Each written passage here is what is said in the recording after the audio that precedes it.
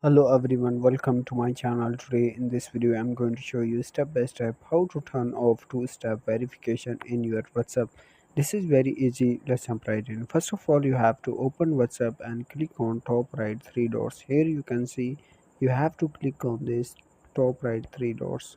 When you click on this, now here you have to click on this settings icon. Here you can see. After that, here you have to click on this privacy, or here you have to click on this accounts. After that, when you click on this, now here you have to click on this two-step verifications.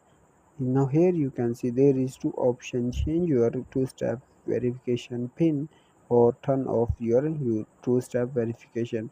You have to click on this to turn off your two-step verification. After that, you have to click on this turn off.